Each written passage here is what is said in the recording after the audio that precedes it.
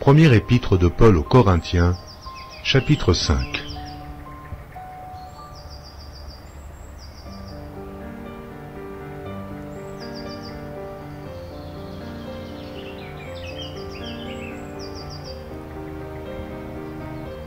Première épître de Paul aux Corinthiens, chapitre 5.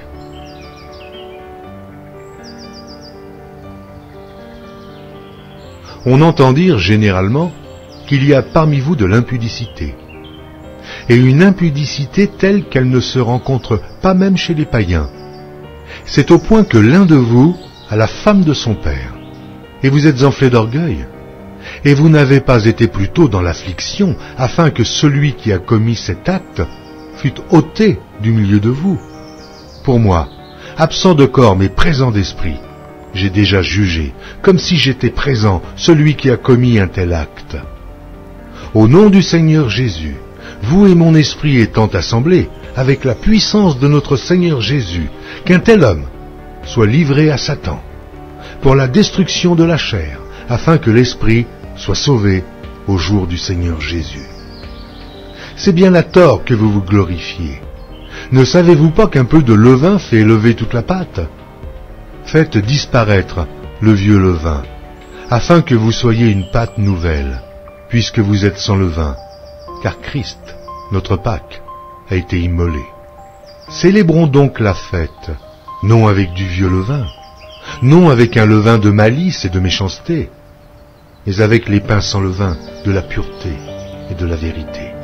Je vous ai écrit dans ma lettre de ne pas avoir des relations avec les impudiques, non pas d'une manière absolue avec les impudiques de ce monde, ou avec les cupides et les ravisseurs, ou avec les idolâtres. Autrement, il vous faudrait sortir du monde. Maintenant, ce que je vous ai écrit, c'est de ne pas avoir des relations avec quelqu'un qui, se nommant frère, est impudique, ou cupide, ou idolâtre, ou outrageux, ou ivrogne, ou ravisseur, de ne pas même manger avec un tel homme. Qu'ai-je en effet à juger ceux du dehors? N'est-ce pas ceux du dedans que vous avez à juger? Pour ceux du dehors, Dieu les juge. Ôtez le méchant du milieu de vous. Amen.